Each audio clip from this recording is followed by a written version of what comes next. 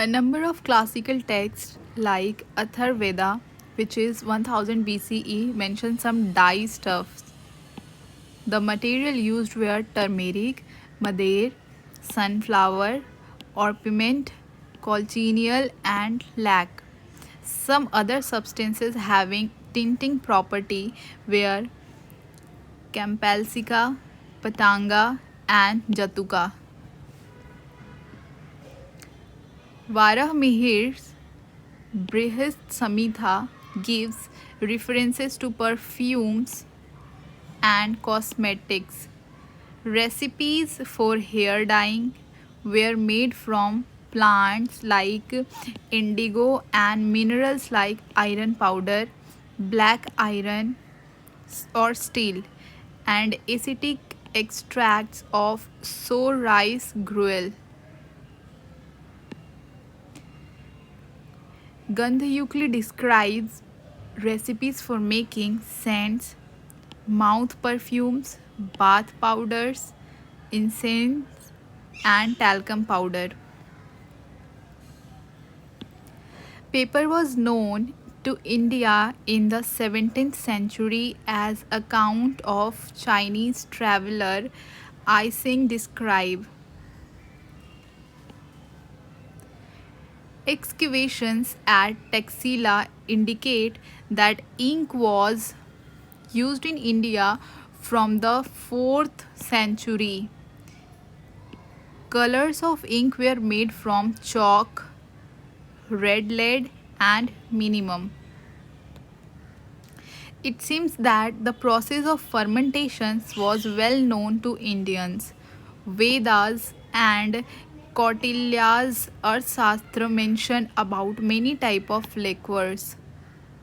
Charak Samhita also mention ingredients such as barks of plants, stems, flowers, leaves, woods, cereals, fruits, and sugarcane for making asavas. The concept that matter is ultimately made of indivisible building blocks appeared in India a few centuries BCE as a part of philosophical speculations. Acharya Kanda, born in 600 BCE, originally known by the name Kashyap, was the first proponent of the atomic theory.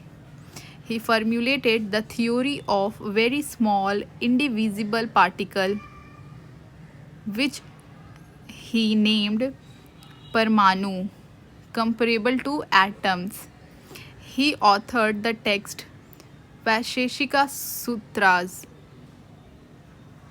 According to him, all substances are aggregated form of smaller units called atoms, which is known as Parmanu, which are eternal, indestructible, spherical, suprasensible, and in motion in the original state.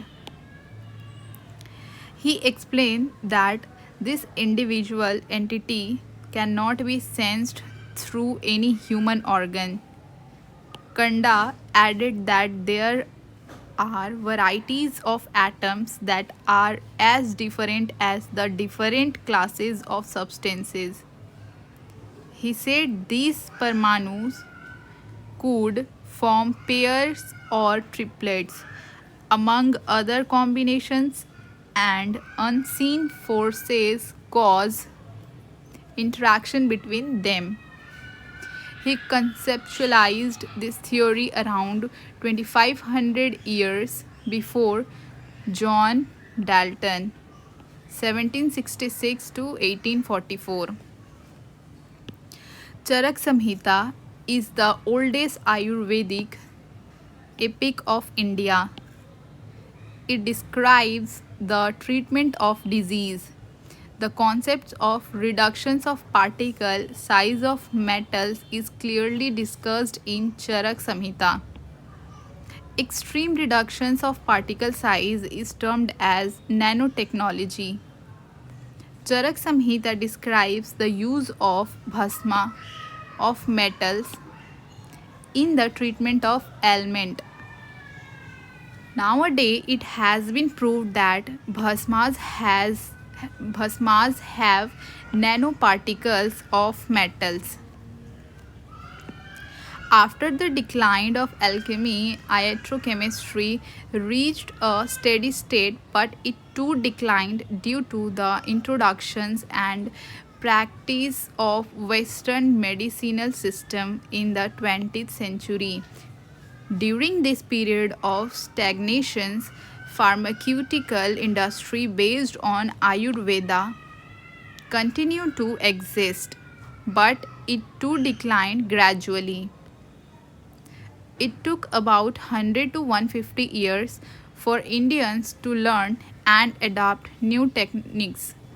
During this time, foreign products poured in. As a result, indigenous traditional techniques gradually declined. Modern science appeared in India, seen in the later part of the 19th century.